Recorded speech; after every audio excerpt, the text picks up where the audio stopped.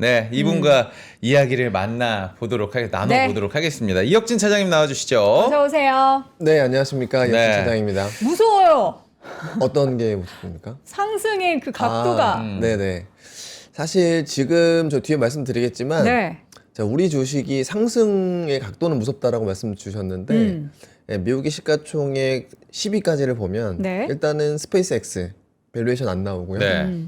예, 브로드컴이나 우리가 많이 아는 알파벳이나 이런 기업들 보면은 PE가 통상 20배가 훌쩍 넘어갑니다. 네.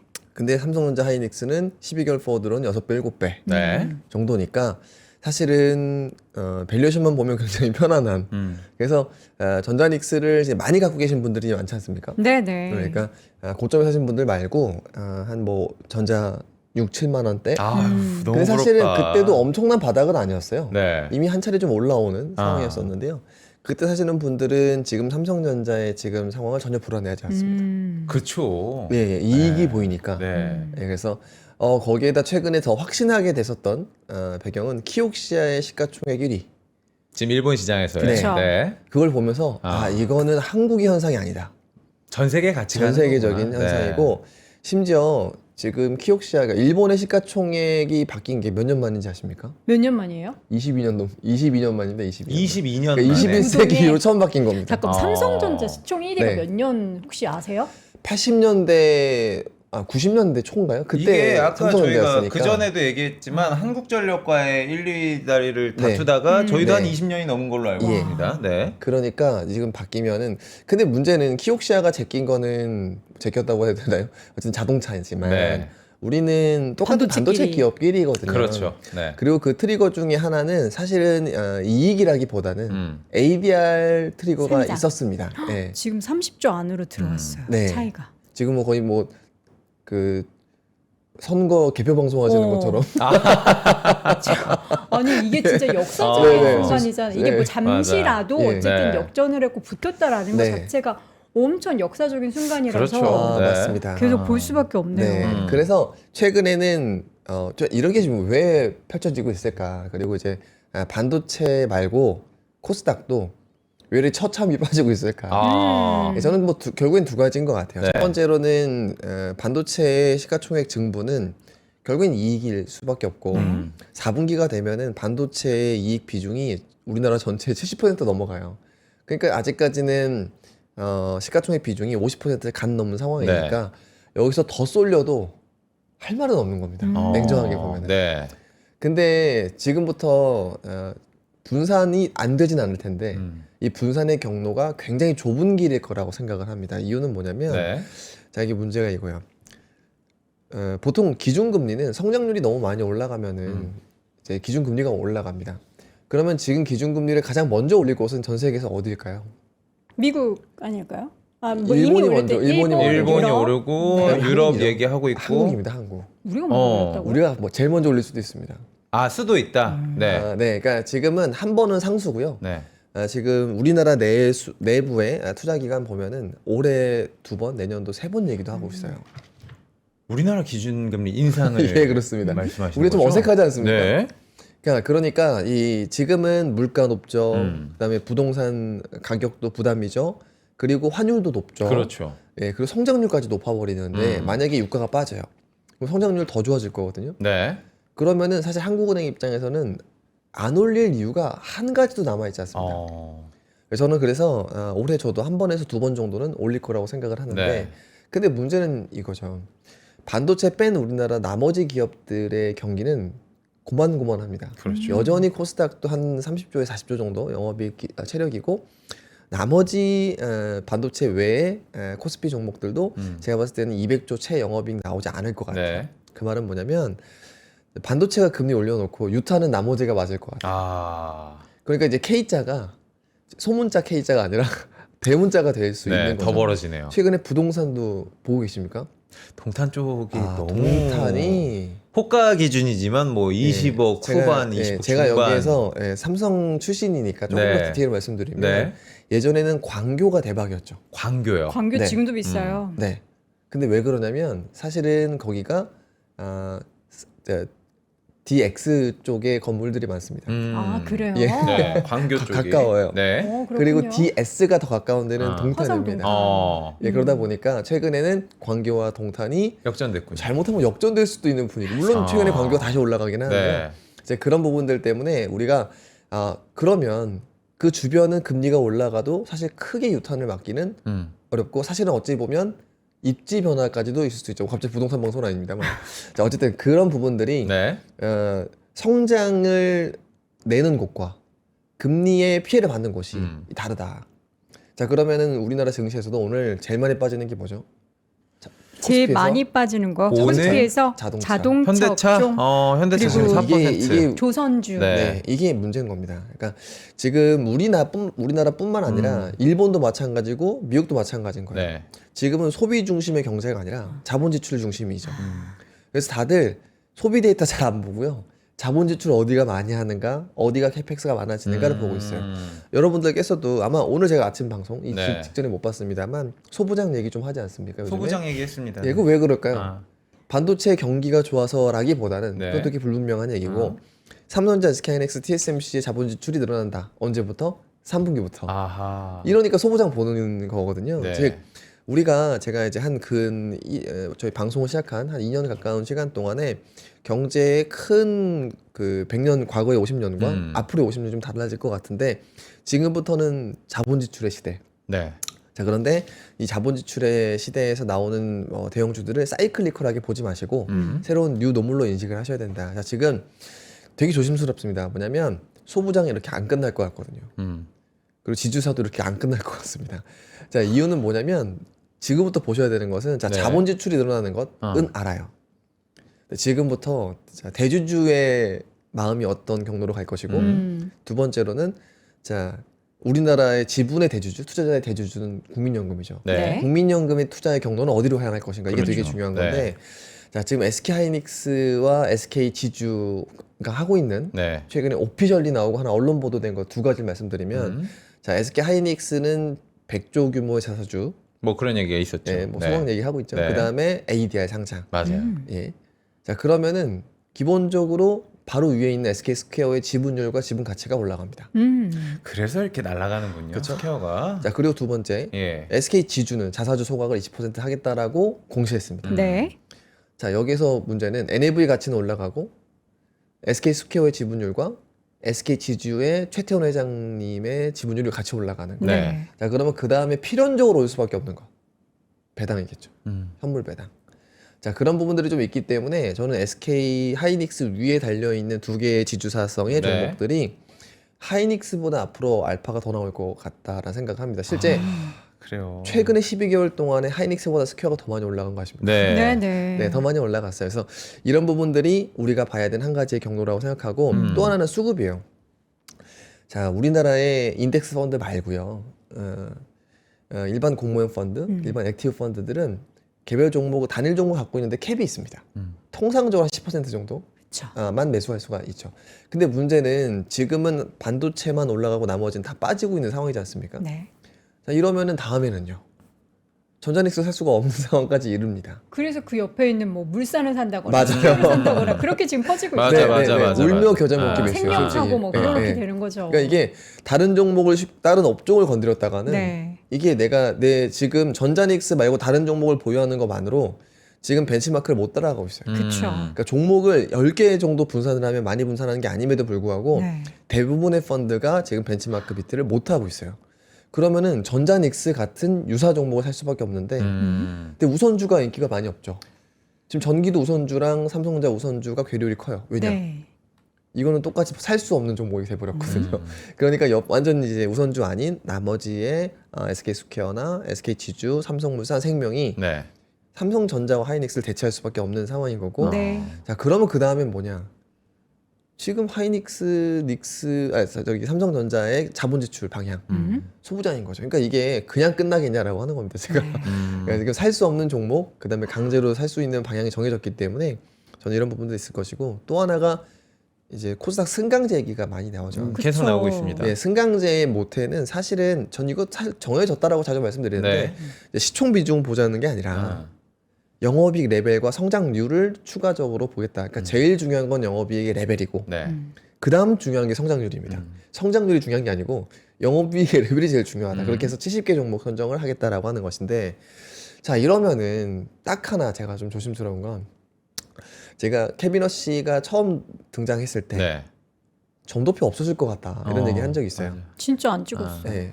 코스피 지수, 코스닥 지수도 별로 지수가 없어져요. 거의 없어지는 수준까지도 가지 않을까 생각이 듭니다. 코스닥 지수가 없어진다고요? 그러니까 활용도가 너무 낮아질 거예요. 그러니까 일부 종목으로 그 시장에 관심이 쏠리면은 다른 종목이 있는 게 의미가 없어진다. 네, 맞아요. 이게 사실 관심이 문제가 아니라 네. 지금 보면은 중국 시장도 심천 시장과 창업판이 분리가 돼 네. 있죠. 네, 그런 것처럼 그냥 역할이 구분이 될 것 같고요.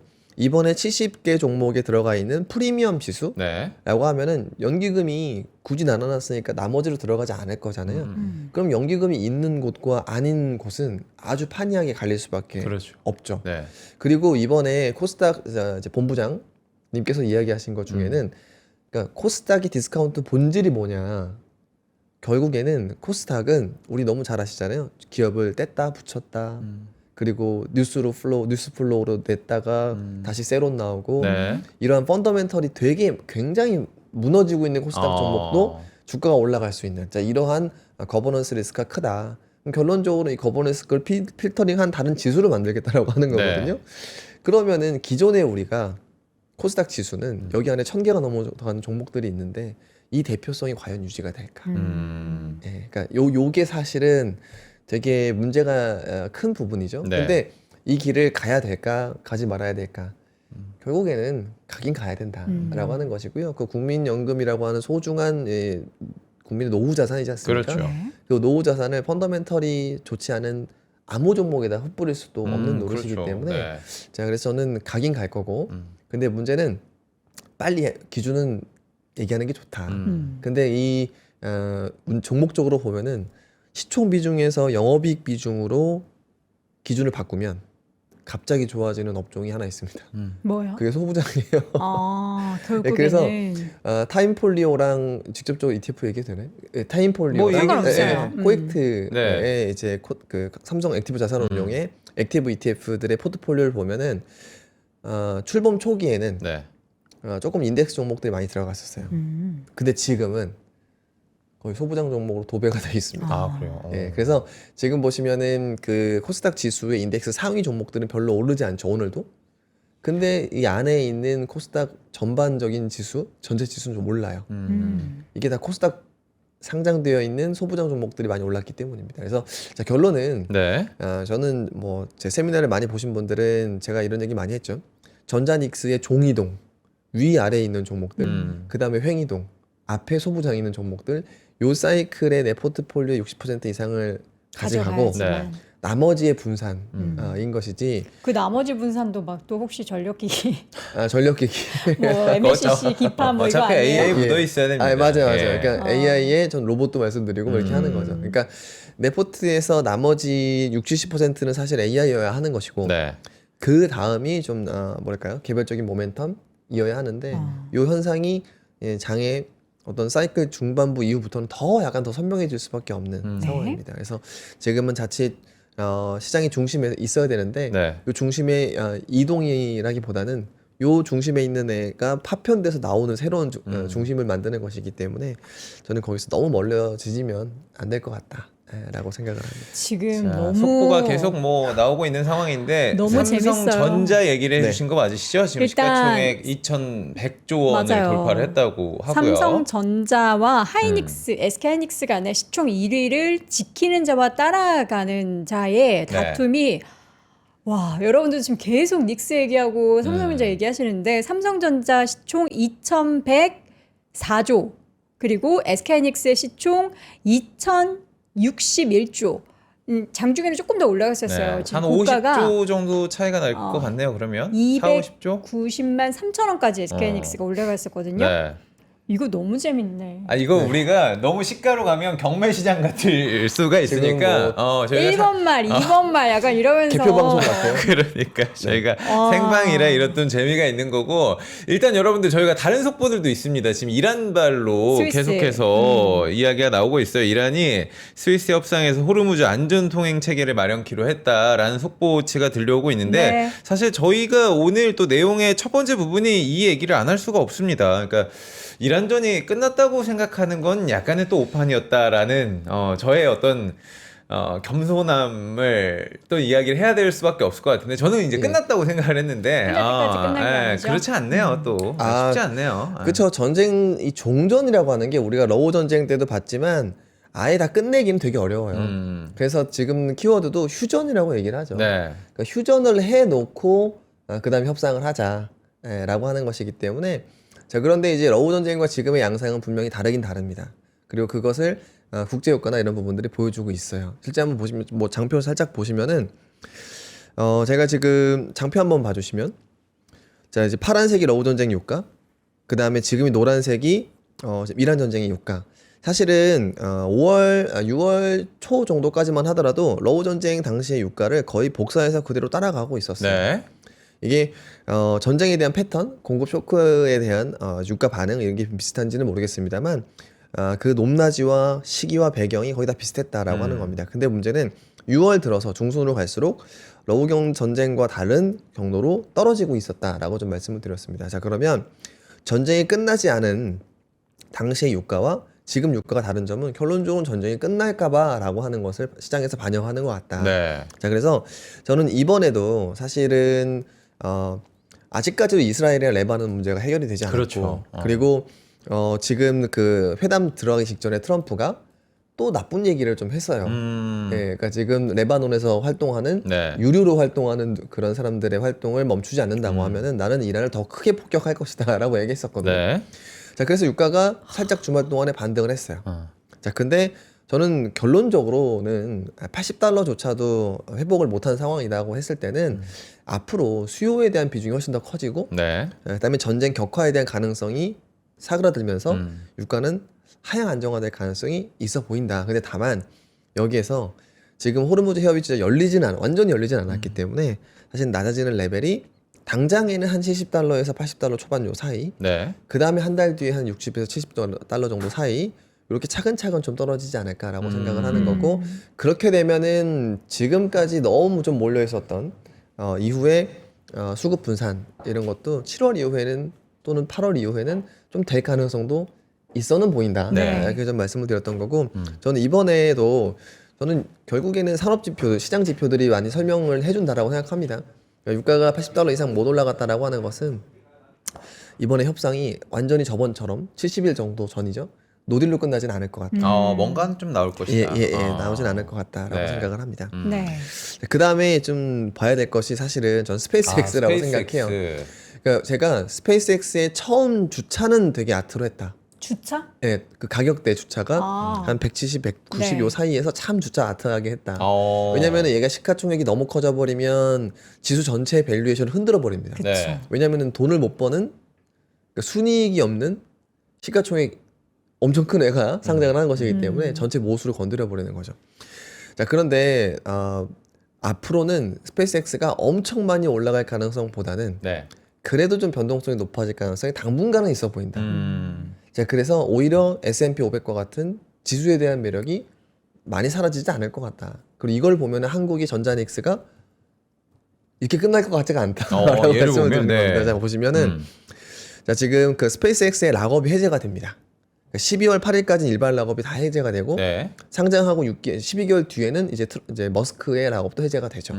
근데 문제는 여기 지금 듀데이트가 나와 있는데 8월 초에 20%, 20일 날 7%, 24일 날 7% 이렇게씩 해제가 돼요. 네. 자, 근데 이게 어지간한 물량이 아니에요. 왜냐? 이번에 공모 물량은 4% 초반밖에 안 됐어. 맞아요. 엄청 좁아. 그러니까 락업 해제되는 물량이 그 공모 당시 때보다도 더 크다라고 보시면 됩니다. 자, 그래서 저는 그 우리가 스페이스X의 효과를 포지티브하게만 반영할 것이 아니라 네. 추가적으로 락업이 해제가 되면서 약간 유동성에 한 번씩 약간 쿵쾅거릴 수 있는 이벤트들이 8월 말 그리고 9월 말 이렇게 한 번씩 있다. 자, 그랬어도 마침 중간 선거가 있기 때문에 여기서 지수가 무한정 올라간다. 네. 라기보다는 종목별로 다르다.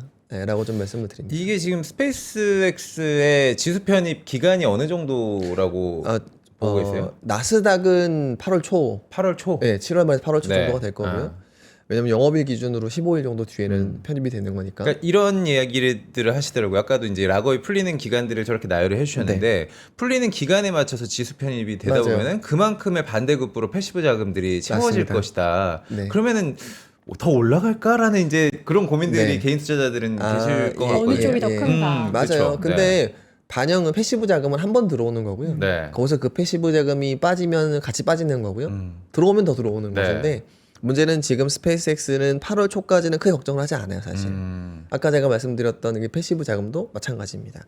그리고 1년 뒤에는 사실 수익만 순이익으로 전환만 하면은 S&P 500에도 들어올 건데 S&P 500 이요? 문제는 그 사이죠. 네. 예, 스페이스X가 여기서 많이 빠진다라기보다는 그 맨 처음에 나스닥에 들어오고 그 다음에 S&P 500에 들어가기 한 6개월 정도 상간에 요때 쿵쾅거리면 충분히 있을 것 같다. 근데 문제는 이 규모가 상장은 4%밖에 안 했는데 네. 락업은 한번 풀리면 7% 지금 쫙 풀리니까 막 예, 뚝이 터지는 풀리니까. 것처럼 나올 것 같아서. 그러니까 그런 부분이 있기 때문에 예. 스페이스X에 대한 무조건적인 낙관. 예, 오히려 여기 스페이스X가요 2배 가잖아요. 네. 그러면은 만약에 S&P 500이 편입이 이대로 돼버리면은 PER을 1배 정도 올려버리는 거예요. 단일 종목이. 아 전체 시장을. 예, 왜냐면 한 60조 정도, 네. 60조 달러 정도 되니까요. 나머지가. 그러니까 그렇기 때문에 이게 무한정 올라가면 증시 안 좋아요. 네. 그래서도 지금 정도 시총에서 뭐 쿵쾅거리면서 조금씩 상향은 될 것 같은데 돈을 벌 거니까. 네.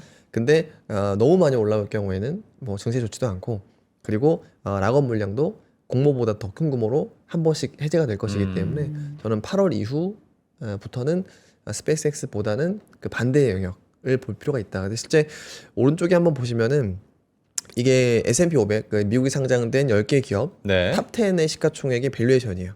12개월 포워드를 한번 보면은 자 실제 보시면 스페이스X는 돈을 아직은 못 버니까 네, 그렇죠. 지금 밸류에이션 안 나온 거고 테슬라는 187이에요. 자 근데 우리 한번 이 생각을 해보죠.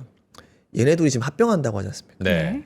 합병하면은 밸류에이션 더 비싸집니다. 그렇죠. 굉장히 시장을 교란하는 교란종 맞아요. 같이. 예, 그러니까 이런 보이네요. 부분들이 좀 있기 때문에 예. 저는 이게 지수 플레이, 그러니까 지수로 PER을 보는 것이 그러니까 지금 우리나라도 마찬가지 않습니까? 네. 지금 우리 지수는 싸요.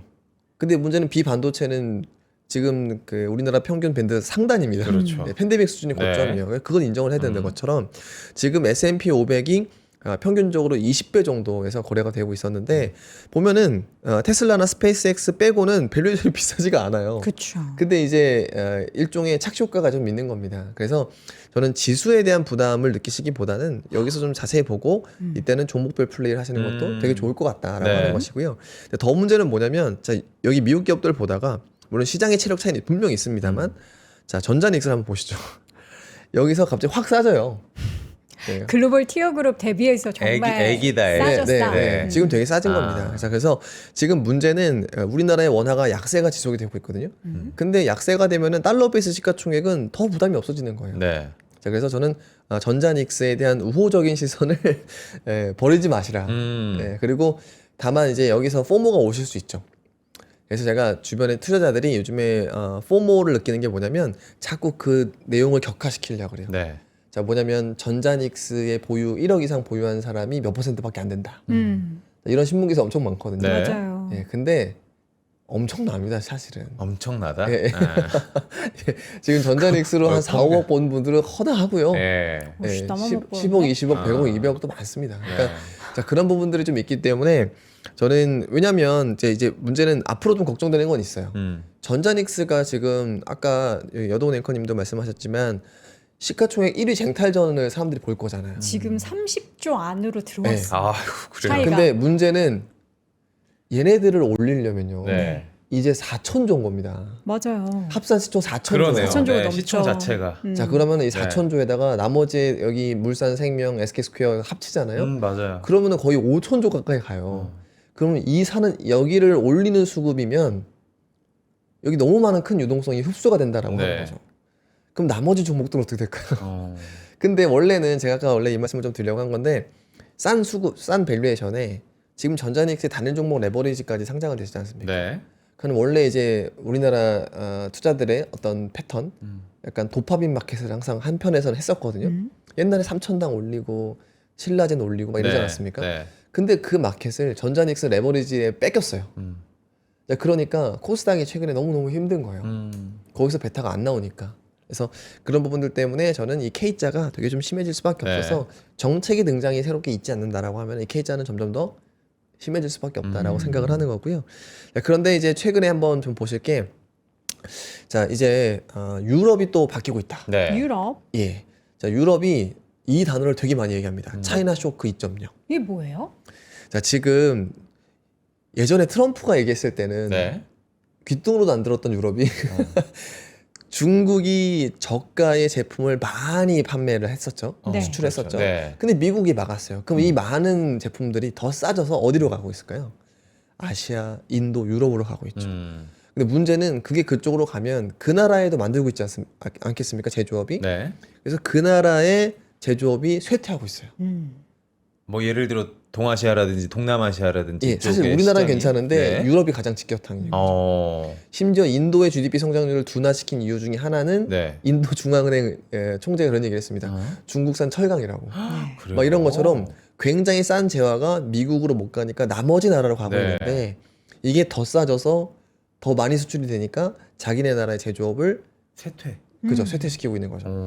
실제 그래서 지금 독일이 원래는 되게 뭉뚱그려서 그냥 그럴 수도 있고 좋은 얘기만 했었는데요. 네. 최근에 메르츠 총리가 한마디 했습니다. 뭐라고요? 일자리가 사실 메르츠 총리가 직접 얘기한 건 아닌데 네. 독일에서 네. 일자리 40만 개를 잃었다고 중국 때문에. 어. 이게 미국이 관세를 높이기 시작했을 때의 트리거가 중국산 제품 때문에 우리나라의 일자리가 없어졌다라고 해서 시작을 했었죠. 네. 근데 실제로 마크롱 대통령은 또 이런 얘기도 했어요. 미국의 슈퍼 301조 같은 관세를 부활시켜야 된다. 자, 그런 것처럼 유럽의 대중국 관세 전쟁도 이제 시작이 된 것 같습니다. 아, 그래요. 예, 그래서 27일 날 실제 만나가지고 이제 네. 이런 얘기를 정상끼리 할 건데, 제가 봤을 때는 우리나라한테는 나쁘지 않다. 아. 예, 우리나라한테는 나쁘지 않다. 다만 전 세계적으로 이제는 인플레이션의 하단이 막히는 거죠, 하방이. 왜냐면 싸게 쓰는 재화 자체가 중국에서 제공을 했었는데 그거를 리스크라고 생각을 하면은 관세가 얹어진 만큼 조금 더 비싸진 상황이 올 수밖에 네. 없으니까. 그래서는 결국에는 아주 싼 중국산 제품을 덜 쓰는 만큼 우리가 물가 자체도 어느 정도는 하방이 닫혀 있다. 그러면은 금리도 높겠죠. 그래서 최근에 보면은 우리나라 미국의 장기채 금리가 4.5%에서 못 내려오고 있거든요. 네. 쉽게 내려올 것 같지는 많이는 않습니다. 그래서 결국에는 금리 레벨이 상향 편수나 중금리 시대도 아닌 것 같아요. 높은 금리가 반복이 되는 상황인 것 같은데 여기서 우리가 느끼는 팍팍함 결국에는 사치 소비재의 둔화. 네. 그래서 실제 MZ 세대들도 싼 제어를 점점 더 싼 브랜드를 선호하고 있는 것 맞아요. 같고 그러면은 사실 사치 소비재 좋아질 수가 없죠. 그래서 이런 부분들 때문에라도 우리나라의 제조업 결국에는 자본 지출 자 이런 쪽에 주목을 하는 방향성이 좀 더 짙어질 것 같다라고 생각을 하고 있고요. 네. 그 다음에 이제 이 코스닥 얘기입니다. 자, 지금 보면은 7월부터 원래 명시적으로 나왔던 것은 상장 폐지예요. 코스피에서의 동전주 시총 300억 원 미만, 그 다음에 코스닥도 200억 원 미만 다 상장 폐지를 시켜버리는데 그게 올해와 내년 보면 200개가 넘는 기업들이 상장 폐지의 위기에 몰려 있습니다. 네. 근데 아이러니하게도 요즘에 동전주들이 주가가 엄청 올라가요.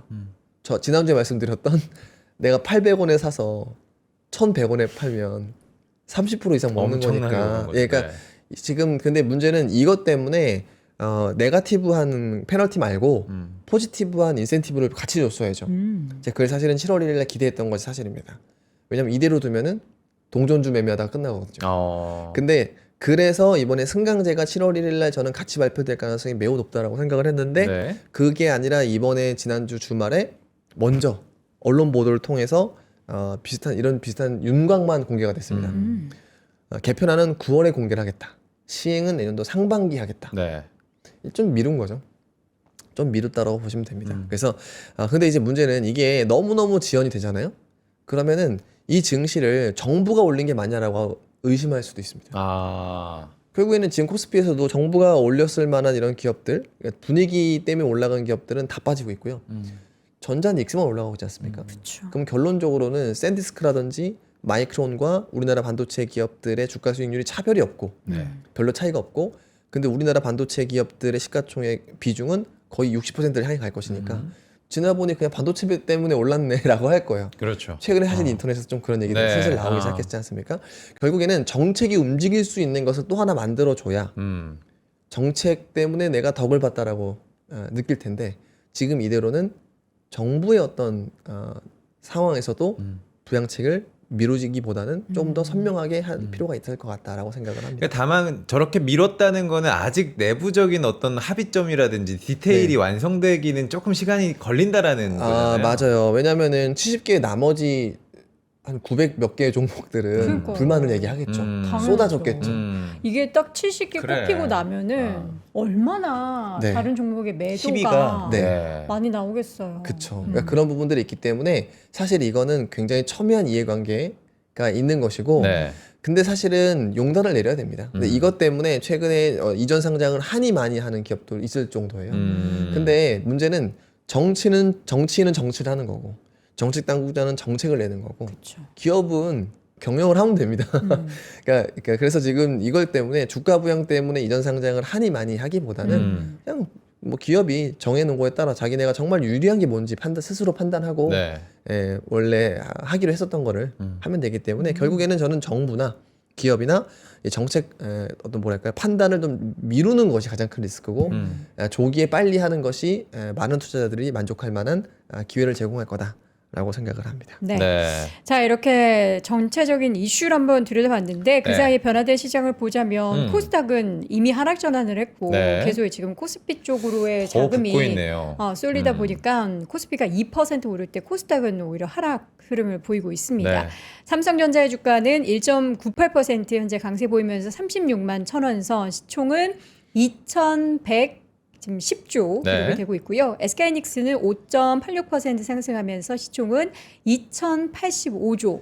그러니까 이제 20조 원대의 차이를 벌리고 있는 상황에서 그 옆에 있는 뭐 SK 스퀘어나 그렇죠. 삼성물산도 지금 각각 9%대 동시 급등세를 보이고 있는 상황입니다. 동훈 씨, 저 수급 한 번만 이야기를 좀 해주세요. 왜냐면 수급? 제가 외국인 수급이 저번 주부터 어떤 방향을 잡느냐가 굉장히 좀 궁금했었는데, 외국인은 지난주 금요일에 팔고 오늘도 현물 매도로 보이지만 사실 지난주 잠깐 샀었거든요. 네. 지난주 지지난주부터 말미 시작해서 조금 샀다가 다시 현물 매도로 보이고 있고, 선물 쪽에서도 지난 금요일에 좀 대거 매수했고 오늘도 선물에서는 순매수를 보이고 있는 상황입니다. 코스닥은 조금 모아가는 것 같더라고요. 보니까. 코스닥에서는 외국인 투자자들 그럼 봐주든가. 아니, 자, 거기가 더 빠르니까. 코스닥에서 거기가 더 빠르니까. 코스닥에서는 에이전트 AI인 줄 알았습니다 지금. 이게 티키타카 네. 맛이 있잖아요. GPT 대답해 드리겠습니다. 코스닥도 사고 있네요. 지난주 금요일에도 5천억 가까이 사고 오늘도 2천억 가까이 순매수를 보이고 있는 상황이고, 네. 오히려 이제 코스피보다는 코스닥 쪽에서 외국인이 좀 모아가고 있는 모습들이 나타나고 있습니다. 이걸 물어보려고 빌드업을 했습니다. 뭐요? 수급 어떻게 보고 계십니까? 아, 네. 수급의 향방이 본인의 왜냐면 빌드업을 위해서 말을 하려. 네네. 아예 아닙니다. 늘 존경하는 거 알고 계시죠? 아니. 네. 이 근데, 코스피가 비싸져서 이제 외국인들은 못 사는 건가 싶기도 하고, 네. 너무 아, 이제 네네. 천선이 깨지다 보니까 아. 코스닥 쪽으로는 조금씩 자금이 싸다. 들어가는 것 네, 같기도 네, 네. 하고요. 어떻게 보고 계실까요? 뭐 사실은 뭐 외국인들 입장에서는 우리나라 지수에서 지수가 뭐 3배 올랐으니까요. 엄청나게 많이 먹은 것도 사실이죠.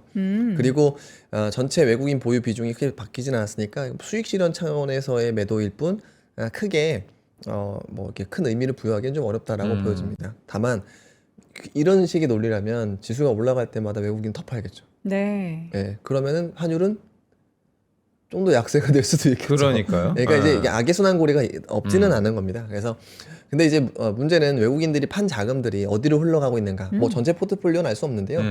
외국인들이 팔고 있는 큰 주체 하나와 그 다음에 일본에서의 매수 주체를 보면은 첫 번째가 우리나라에서 많이 전자닉스를 판 게 에셋 올로케이션입니다.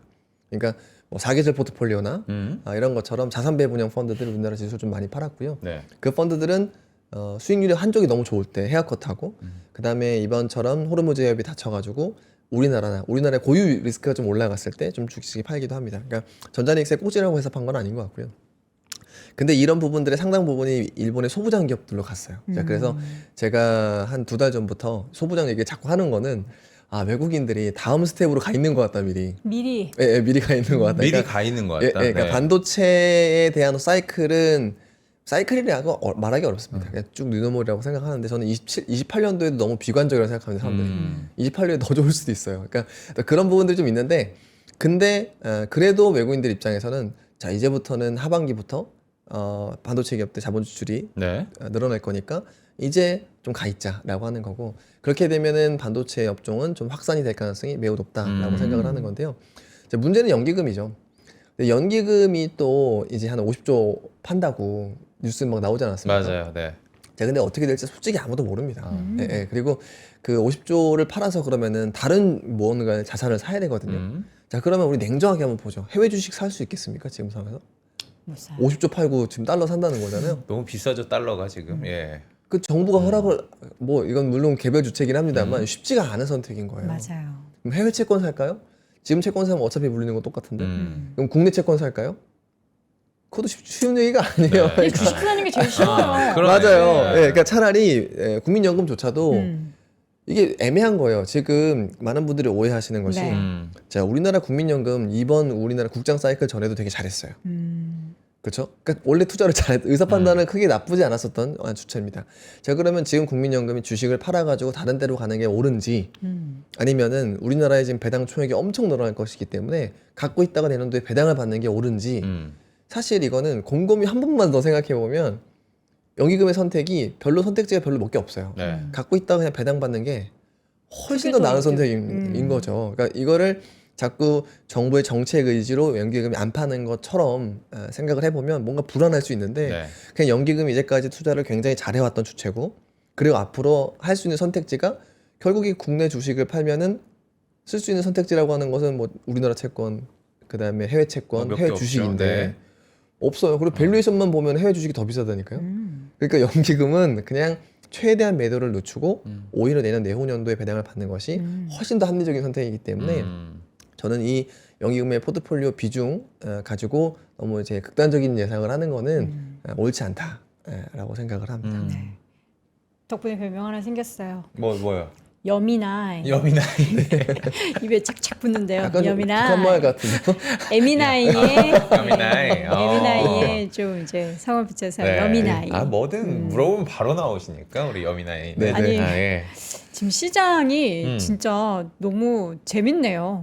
이런 시장을 제가 주식 투자한 지 20년 됐거든요. 아 그래요. 네. 태어났을 때부터 해가지고 20년 됐는데 3살 때부터. 진짜 댓글에 탁재훈 주식 잘하네.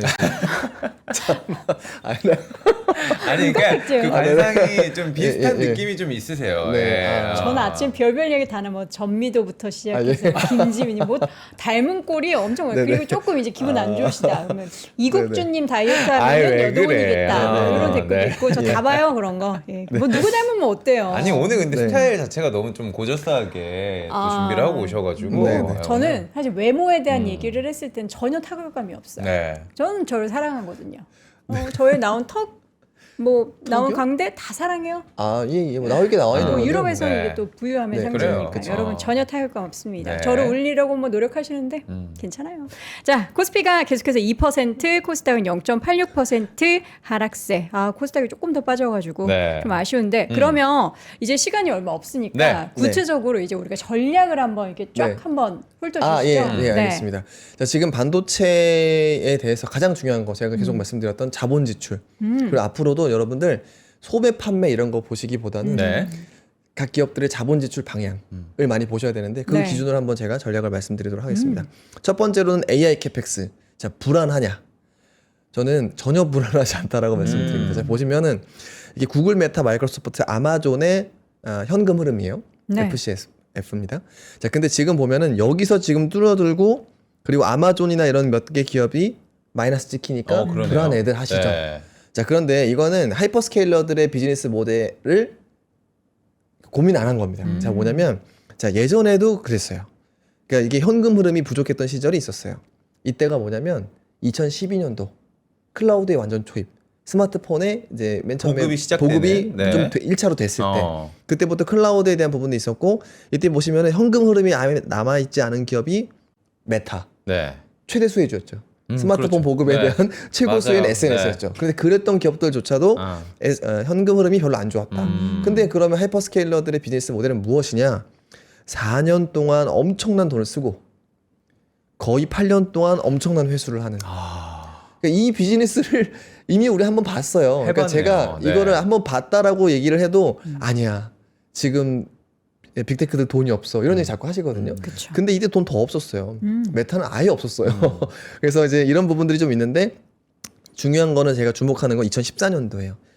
시장이 2014년도부터 안도랠리를 빅테크한테 확 줬던 이유는 뭐냐면 이때 전체 자본지출 대비 매출액 대비 자본지출 비율이 메타가 요 12년도에는 24%. 네. 그러니까 내가 돈 번 거에 4분의 1을 자본지출한 것이고요. 투자에. 근데 이때는 14%로 훅 떨어졌었어요. 이유는 매출이 늘어나서. 그러니까 이때 돈을 안 썼으면 이때 매출이 늘어날 수 없다라고 하는 것이 하이퍼스케일러. 빅테크의 비즈니스 모델입니다. 네. 그래서 지금 요때 이후의 결과가 한 8년 동안에 22년도 직전입니다. 이때까지 많은 캐시카우가 되어줬기 때문에 보면 결론적으로 돈 쓴 거 대비 훨씬 더 많은 리턴을 가져왔고 그러네요. 이 돈 덕분에 더 많이 돈을 쓸 수 있는 4년이 펼쳐지겠죠. 네. 그래서 결론적으로 24, 25, 26, 27, 28 저는 길게 보면 5년이다. 예, 짧게 봐도 4년. 근데 되게 재밌는 점은 스마트폰도 자본지출이 언제 많이 드는지 아십니까? 스마트폰을 언제요? 위한 자본지출 4년 됐습니다. 2014년도에 꼭지를 그 찍었어요. 약간 4년의 법칙이라는 게 좀 생기나 봐요. 그쵸. 저는 제가 혼자 주장하는 건데. 근데 이번에는 또 약간 네. 사이클이 그때보다 크니까. 그쵸. 한 1년 정도 멈출 수 조금 더. 없다. 예, 예. 그러니까 저는 4 더하기 8인데, 그러니까 4년 네. 쓰고 8년 번다. 이런 개념이라고 생각을 하는데, 앞으로 그러면 23년도 시작을 했는지 24년도 시작했는지 우리가 정하기 나름이긴 한데요. 어쨌든 28년도까지 지금의 자본지출 사이클이 쉽게 끝나기는 어렵다. 네. 과거의 사례로 보더라도. 그리고 그거에 대해서 너무 지나치게 걱정하지 말자. 네. 돈 많다. 저 때도 투입기에 비해서 회수기 때 주가의 흐름이 훨씬 더 좋았나요? 왜냐면 돈이 이제 보이기 시작하니까. 맞습니다. 그래요? 예, 물론 사실 그 투입기에도 안 오른 건 아니에요. 그렇죠. 예, 네. 그때가 보면은 근데 다만 IPO가 많았습니다. 그러니까 메타도 12년도에 스페이스북으로 상장을 네. 했었고 그래서 희석도 있었고 좀 쿵쾅도 있었죠. 그리고 상장했을 때 또 이제 주가가 좀 떨어지고 그러니까 사실은 지금이랑 너무 비슷해요. 12년도와 지금 상황이 조금 이제 정황상 되게 비슷하긴 합니다. 네. 근데 결론은 많이 올랐습니다. 그리고 닷컴 랠리 때 기반으로 생각을 해보더라도 흔들렸던 이후에 더 많이 올랐습니다. 근데 그러면은 그때 흔들렸던 그 트리거가 뭐였냐? 결국엔 금리예요. 그러면 저희 지금 요 사례를 생각해 보면 기준금리 한 번 올릴 때 조금 흔들릴 수 있습니다. 그렇죠. 여러분들 이거 제가 미리 말씀드리면 네. 기준금리 한 번 올릴 때 살짝 의심할 수 있어요. 근데 이유는 뭘까요? 한 번 올린 게 무섭진 않거든요. 세 번, 네 번 올릴까 봐 무서운 거예요. 근데 생각보다 물가가 예를 들어 전쟁도 끝나고 좀 낮아져요. 스테이블해지고. 그러면은 실제 닷컴 버블 때 어땠냐면요. 내렸어요. 근데 오히려 그게 내리는 게 또 안 좋은 시그널이라고 뭐 그럴 그럴 수 수 있죠. 있죠. 근데 일단은 금리를 예를 들어 4번, 5번 올리지 않네라고 하는 첫 번째 시그널만 나오더라도 그때는 증시가 한번 팍 하고 올라가는 거죠. 그래서 첫 번째는 한두 달 정도 흔들릴 수 있다. 과거 평균 네. 다음 주에 말씀드리겠지만 아. 오늘은 시간이 나서 없어서 못 준비했지만 네. 과거 평균으로 보면은 금리 전까지의 3개월은 주가가 올랐어요. 금리 올리고 2개월 정도 주가 빠졌습니다. 네. 올해 우리나라는 2번 정도 올릴 수 있습니다. 그렇기 때문에 흔들릴 수는 있다. 근데 이 흔들리는 것이 반도체는 이렇게 흔들리는 것이고, 그러니까 이제 뭐랄까요 마이바흐 정도의 흔들림이고, 쇼바가 굉장히 여기는 좋네요. 네. 5톤 트럭 정도의 흔들림일 수 있다. 거기 좀 예, 예, 비포장도로 달리고 왜냐면 계시고. 그 금리를 올리는 트리거는 반도체가 만들어 놓고, 네. 그거에 따른 유타는 나머지가 받아버리니까 이게 그러네. 엄청 흔들릴 수밖에 없다. 예, 어쨌든 그런 부분을 생각을 하고요. 네. 네. 자, 그래서 실제 이게 만든 게 바로 이번에 우리가 주가를 볼 것인가 이익을 볼 것인가 너무 잘 보여주는 것이 키옥시아와 도요타다. 네. 지금 도요타를 보면서 우리나라 현대차, 제가 현대차 로봇으로 들어올리기 좀 부담스럽다라고 말씀드렸던 것도 지금 보시면은 시클리컬 소비재들이 너무 안 좋아요. 지금 너무 안 좋은데 이게 그럼 다른 무언가로 로봇으로 밸류에이션을 높인다라고 하면은 현대차보다는 그냥 오히려 더 예민한 모멘텀 있는 주식들 이런 쪽이 훨씬 낫다는 것이고, 실제 지금 이게 어느 정도냐면 이게 25년, 20년도가 아니라요. 26년도부터 EPS가 어느 정도 상향됐느냐. 네. 쉽게 말씀드리면 키옥시아 거의 10배 올라갔습니다. 야. 자, 이게 이런 정도 수준이기 때문에 네. 우리는 키옥시아의 고점을 얘기하기가 아주 어려운, 아주 어려운 거죠. 왜냐하면 이걸 우리가 본 지가 6개월밖에 안 됐어요, 여러분. 네. 그냥 근데 이게 그러면 6개월 만에 뭐가 달라졌느냐? 저도 말씀드리는 게 이게 AI가 유발하는 경제를 우리가 처음 보고 있는 것 같다. 그쵸. 경험해 본 적이 네, 없잖아요. 시간을 주지 않는다. 네, 그래서 저는 지금부터는 앞으로 이 전자닉스 이렇게 끝날 것 같잖아요. 좀 더 갈 가능성이 있다라고 생각을 하고 네. 또한 전자닉스로 끝날 것 같잖아요. 이런 비슷한 종목들이 계속 나올 수 있다. 그래서 우리는 EPS 그로스에 대한 변화율 반드시 봐야 되는 것이고 이미 키옥시아가 지금 2월, 3월에 한번 보시죠. 이때가 추론형 반도체 AI 기능이 나왔을 때 EPS 그로스가 이게 말도 안 되게 수직으로 올라갔어요. 3배가 올라가는 시기가 있었습니다. 네. 앞으로 저는 요 모델을 이거를 찾아내는 모델을 만들고 있는데 후배들이랑 그러니까 이런 것들이 앞으로 제일 중요해질 것이다. AI의 알고리즘 트레이딩도 생각을 해봐야 되는데 네. AI 알고리즘이 솔직히 말씀드리면 어떤 모멘텀을 반영할 모델이 없어요. 오직 이익 비중인 거죠. 그러면은 지금 아까 제가 말씀드렸듯이 엔비디아의 시가총액은 거의 6천조가 넘어가는 것이고 삼성전자는 2천조예요. 근데 영업이익은 올해 비슷해요. 그러면은 AI가 매매한다라고 쳤을 때 이거를 붙는 방향으로 갈까요? 벌리는 방향으로 갈까요? 붙는 방. 붙겠죠. 붙는 방향으로 가겠죠. 그리고 얘는 달러 시가총액을 이렇게 생각할 거지 않습니까? 네. 맞아요. 그러니까 이게 그냥 자동으로 사게 되는 이런 모습들을 앞으로 많이 보여줄 수밖에 없다. 그러네요. 자동으로 사는 애들을 추려내는 지금 작업을 또 준비를 그쵸? 하고 계시다는 제가 거예요? 이게 인간이 야. AI의 투자에 종속되지 않을 거예요. 왜냐하면 네. AI를 또 역이용하는 게 인간이기 때문에 그럴 수 있죠. AI가 이런 식으로 투자하는구나라는 것을 제가 이렇게 많이 좀 낌새를 보거든요. 네. 그러면은 결국에는 이 EPS의 확산 경로를 보면 됩니다. 그러면은 그 확산 경로 트리거는 자본 지출이고 이 두 가지 정도만 보면은 앞으로 되게 중요한 투자 네. 툴이 만들어질 수 있겠다. 야. AI에 좀 먼저 가 있는 거죠, AI보다. 어쨌든 자 이런 부분들이 좀 있는 것이고요. 네. 그리고 메모리와 비메모리 시장 여러분들 내 브로드컴, 내 엔비디아 왜 안 올라? 근데 이걸 보여주면 제가 많이 설명을 드릴 수 있다라고 하는 거예요. 메모리와 비메모리 시장이 붙었다. 근데 밸류에이션은 붙지 않았다. 그러면은 더 올라갈 수 있는 거는 메모리고 상대적으로 비메모리가 빠진다는 말씀드리는 것은 아니고 지금은 밸류에이션이 20배 초반 중반에서 있을 수밖에 없는 상황이에요. 네.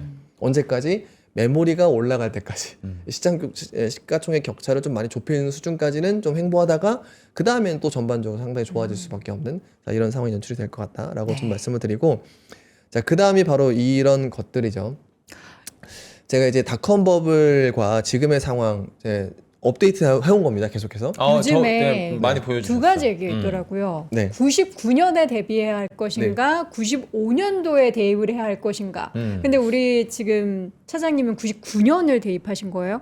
98년도입니다. 98년? 98년. 지금이 지금의? 98년. 어. 그러니까 그게 왜 그러냐면 그게 왜 만들어지냐면요. 95냐, 98이냐. 차트가 어디서 비슷하냐 이거 자꾸 만지는 거거든요. 근데 사실은 네. 저는 지금이 기준이 돼야 된다 생각해요. 근데 지금이 제일 비슷한 거는 98년이랑 제일 비슷합니다. 98. 네. 네. 왜 그러냐면은 미국의 기준금리가 일단 첫 번째로 올릴까 말까 하는 수준이었었어요. 네. 그때 똑같았어요. 근데 한 번 올렸었어요. 그리고 인플레 없네 하고 떨어뜨렸거든요. 그게 딱 지금이랑 상황이랑 비슷하고요. 또 한 가지 98년도랑 지금 비슷한 건 중간 선거의 해입니다. 네. 네. 그리고 또 한 가지 트럼프 즉 미국의 대통령 지지율이 곤두박질 쳤었습니다. 그때 클린턴이었고 루인스키 성추문 때문에 그때 지지율이 되게 안 좋았었어요. 네. 또 하나는 환율이에요. 그래서 저는 지금이 98년도 아니면 97년도랑 비교해야지 99년이라고 생각하지는 않아요. 왜냐면은 그때 우리가 1,500원 이상 환율이었어요. IMF 직후니까. 네. 그리고 지금이 또 1,500원 이상이에요. 그러면은 그러니까 과거에 언제부터 시작할지의 기준은 지금 상황이랑 비슷한 그 시점을 중심으로 해놓고 그 다음에 역순으로 가야 된다라고 생각을 합니다. 근데 그래서 제가 지금 98년도를 놓고 해봤더니 실제 여기 보시면은 진짜 많이 비슷한 사이클이 이어지고는 있습니다. 그래서 저는 한 번에 크게 한 번 슈팅하고 그 다음에 기준금리 인상 사이클을 기다릴 거라고 생각합니다. 네. 그 시기는 2달 정도라고 생각을 하고 있고 근데 문제는 요게가 지금 중간선거 끝나는 시기입니다. 네. 그러면은 우리가 앞으로 어떤 랠리를 볼 것인가. 그래. 인 조금만 거죠. 보면 행복하잖아요. 자, 근데 되게 아이러니하게, 되게 아이러니하게, 우리 지금 진짜 빈선 아이러니한 아래에 부분들입니다. 이때 무슨 일이 있었을까? 뭔 일이 있었어요? 과거에? 기준금리를 한 번 올렸다가 아, 다시 더 이상 내려서. 못 올렸어요. 어. 그러니까 이렇게 쫙 올라갔고 기준금리를 3번 이상 올리면서 다시 이거 안 되겠다 하고 떨어뜨린 거예요. 네. 그러니까 이 기준금리라고 하는 걸 갖다가 쓴다라고 하더라도 지금은 98년도의 중반부 사이클과 되게 유사하다. 아, 주가 많이 올라온 거 사실이고 불확실한 이벤트 남아있고 근데 그거 끝난 다음에는 생각보다 기준금리를 못 올린다라고 하면은 근데 지금도 되게 비슷하죠. 기준금리를 마냥 올릴 수 있을까요? 아니요. K자라서 일단은 너무 무조건 올릴 수가 없고 그쵸. AI라고 하는 것이 인플레 요인이기도 하지만 네. 디스인플레 요인이기도 하거든요. 이제 그런 부분들 또 보면서 저는 올려봐야 한두 번? 우리나라 좀 더 많이 올라갈 것 같고 미국은 올려봐야 한두 번이라고 생각을 합니다. 그래서 저는 이때 당시와 비슷한 장면이 이거는 모르겠고요. 이렇게 되면은 뭐 사실 뭐 너무 제가 뽐뿌는 것 같고 어쨌든 이런 정도 수준까지는 충분히 나올 수 있을 것 같다라고 생각을 하는데요. 물론 저희가 상상의 영역이고 비교치이긴 하지만 네. 저렇게 가파르게 올라가는 그래프 전에 있는 흔들림이 한 2번 정도 있잖아요. 네. 참 그게 중요합니다. 사람이 미운 게 저 흔들림도 피하고 싶다라는 또 네, 생각에 그러면은 여기서 중간 선거 사고, 전에 여기서 팔고. 뭔가 시장이 흔들릴 때 나는 잠깐 좀 관망으로 볼까 이런 분들도 계실 것 같은데 네. 그걸 어떻게 판단하기는 너무 힘들잖아요. 차라리 아. 그냥 홀딩이 가장 좋을 것 같긴 한데요. 근데 저는 지금부터 전자닉스에 올라가는 거를 좀 팔아서 주변주로 가보셨으면 좋을 것 같고 그래요? 주변주? 네, 그게 아니라 전자닉스랑 관련 있는 종목 아까 말씀드렸던 관련 종이동 있는 행위도 종목? 예, 네. 그리고 완전 관련이 없는 종목들은 조정 시에 전자닉스 비중을 채우는 것이 훨씬 낫다. 그러니까 조정 시에는 네. 네, 이거는 제가 저희 세미나를 봤던 100분이 계시다면 다 똑같이 말씀드립니다. 그러니까 오히려 조정 수익 시는 보고 반도체. 네. 수익 보고 계신 분은 그 수익을 떼다가 다른 네. 쪽을 사도 되지만 지금 없는 분들은 조정 보이면 일단 그거부터 채워라. 그쵸. 반도체 예, AI 예. 쪽부터 채워라. 순서도 제가 다 말씀드리죠. 음. 첫날은 하이닉스, 두 번째 날은 삼성전자, 그 다음에는 스퀘어 물산 이렇게 말씀드리는데 야. 네, 그런데 어쨌든 네. 지금 시간이 없으니까 음. 하나 그 다음에 보여드리면 자 보시는 것은 자본 지출이에요. 그러니까 이게 삼성전자, SK하이닉스, TSMC 자본 지출액 전망입니다. 근데 문제는 어플라이드 머티리얼즈 과거 주가를 보시면은 결론적으로 자본 지출이 늘어날 때 주가가 많이 올랐다. 네. 라고 하는 거고요. 근데 지금 어플라이드 머티리얼즈의 주가가 좀 올라갔죠. 근데 이 사이클이 왜 이유는 뭐냐면 2026년도부터 이 제조사들의 자본 지출이 늘어나기 때문에. 네. 근데 언제까지 28년도 늘어나는데 실제 28년도에 자본 지출이 늘어나지만 이 장비는 28년도부터 쭉 들어옵니다. 자, 그러니까 이게 쉽게 끝날 소부장 사이클이 아니다. 아니라고 말씀을 드리는 네. 건데 왜 지금 상황이 여기입니다. 2분기, 3분기. 그러니까 이게 하반기부터 늘어나는 거거든요. 그러니까 연간으로 봤을 때 26년, 그 다음에 분기로 봤을 때 2분기부터가 시작일 수밖에 없는 요 사이클이기 때문에 이런 부분들에 좀 주목을 하실 필요가 있다라고 하는 거고요. 네. 그 다음에 거의 마지막으로 진짜 재밌는 요즘 우리나라 엔터 업종이 좋지가 않죠. 엔터를 잘 쳐다보지 않았습니다. 안 좋아요. 엔터 네. 소외받은 지 너무 오래됐어요. 근데 미국의 라이브 네이션이라고 하는 공연장, 즉 콘서트? 엔터의 콘서트를 중계하거나 인프라에 갖고 있는 종목은 신고가요? 신고가입니다. 왜 이렇게 다를까요? 매출액이 그럴까? 전년 대비 50%예요. 와. 영업이익이. 그러니까 결론적으로 이 엔터에서조차도 인프라가 훨씬 더 주가가 좋은 겁니다. 인프라가. 근데 그건 왜 그럴까? 네. 엔터를 우리가 흥행을 하면 대비를 더 많이 시키겠죠. 그렇죠. 그러면 이 대비를 많이 하니까 공연의 수가 늘겠죠. 그렇죠. 근데 공연장의 수는 쇼티지. 쇼티지죠. 병목이. 호텔 쇼티지, 공연장 쇼티지, 반도체 예, 쇼티지, CPU 예. 쇼티지. 그러니까 우리가 많은 부분에서 결국에는 병목을 공략을 해야 네. 되는데 쇼티지. 이 엔터에서조차도 일반 엔터사들은 요즘에 솔직히 여러분들 제가 다녀보면 마케팅 비용이 너무 많이 들어요. 그래요. 너무 많이 쓰십니다. 마치 예전에 건기식처럼 아니 마케팅 비용 이제 뭐 BTS 쓸 게 뭐 있어요? BTS 빼고요. 그러니까 다른 지금은 신인 엔터사들이 기업들. 하이퍼스케일 싸움이 시작이 됐어요. 아. 그냥 돈을 더 많이 쓴다라고 네. 하는 것이고 그래서 얼마 전에 그 더 블랙 레이블도 투자금이 막 1,200억 이렇게 받고 있거든요. 근데 작년에 적자예요. 거기 그 기업 그 그룹 나왔잖아요. 신세계 그 손녀 예, 맞습니다. 맞아. 예, 올데프. 올데프 맞아. 올데이 예, 프로젝트 예, 예. 맞죠? 그래서 그런 부분들도 있는데 실제 마케팅 비용이 너무 많이 쓰고 있어서 아, 이거는 사실은 제주는 누가 부리고 돈은 누가 버는 막 이런 상황이 되고 있는 거죠. 요즘에 그래서 이제 그 중소의 기적이라고 불리는 리센느라는 친구들이 네. 리슨 야호 이렇게 하는. 뭐 하시는 이런 거 이제 겁니까, 못 지금? 따라가겠어. 죄송합니다. 올데이 프로젝트 하는 것도 되게 힘들었거든요. 네, 네. 노래가 못 따라하겠더라고요. 아, 예, 예. 리센느가 최고예요. 리센느? 네, 리센츠는 그렇지. 들어봤는데 리센느는 또 정리해 주시죠. 마지막 ADR 물어보신 분들도 많은데 이번 네. 주에 또 이벤트들이 있으니까. 네, 뭐 제일 중요한 거는 아무래도 마이크론인데 네. 네. 저는 이렇게 생각합니다. 미국에 있는 기업들이 PER 20배 전까지는 서프라이즈는 그대로 서프라이즈로 받아들인다. 근데 PER 20배가 넘어가기 시작하면은 나한테 더 큰 도파민을 줘라고 하는 요구들이 생기고 그게 엔비디아가 겪고 있는 3년 지난 3년 이후에 있는 1년간의 좀 진통이라고 생각을 합니다. 네. 근데 아직까지 마이크론은 PER 10배대이기 때문에 10배 초반이기 때문에 서프라이즈를 그대로 서프라이즈를 받아들일 거라서 이번 주는 반도체가 좋을 수밖에 없다라고 생각을 하는 것이고 그리고 여전히 미국의 빅테크 기업들보다 우리나라 밸류에이션은 절반 이하이기 때문에 전 시가총액 10위 안에 들어가는 상황이 연출될 것 같다라고 네. 생각합니다. 다만 근데 앞으로 한 2, 3개월 놓고 보면은 변동성 장세가 갑자기 있을 수 있습니다. 근데 그 변동성 장세는 우리가 시장의 끝이 아니라 시작이다. 두 번 뛰기 위한 한 번의 주춤. 야, 두 번을 더 이라고 뛰어야 되네. 저는 생각을 네. 합니다. 네. 지금 알겠습니다. 일단 시총 격차가 20조 원 후반대에서 20조 원 초반대로 내려왔다라는 거. 1번 중요한 내용. 리센느 모르는 것에 대해서 일단 사과드리는데 제가 몇 년생인지 뭐 잠실의 찾아봤더니 리센츠만 알고 있죠, 저희는. 아니 제가 만약에 결혼 빨리 했잖아요. 네. 성인 되자마자 결혼했으면 제 딸이에요. 지금 나이들이 다 진짜 근데 여러분 어떻게 해야 아시죠? 돼요? 모를 수 요즘에 있잖아요. 온 세상이 리센느인 거 아시죠?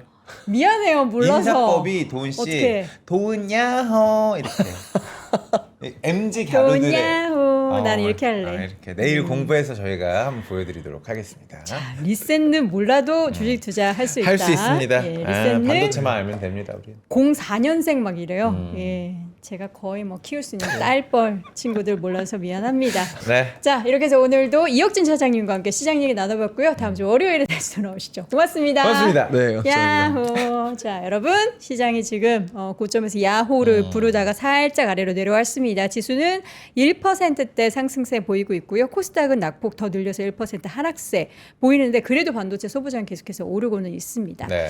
과연 오후장 어떻게 될까요? ADR 얘기 이제 오늘 결론이 지어져서 그렇죠. 올 텐데 요 내용에 대해서도 얘기들이 많더라고요. 이게 무조건 좋다, 아니다, 수급 이슈 있다 이런 얘기들도 있기 때문에 오후장까지 그 변화를 좀 보셔야 될 것 같고요. 저희는 내일 다시 돌아오도록 하겠습니다. 어디 야호로 마무리해요? 아니 제가 하지 하면 마요? 안 좋을 것 같고 도은 씨가 자, 야호 이렇게 여러분 하시면. 수익률 야호. 그거 아니라니까. 아, 내 맘대로 할 거야. 감사합니다.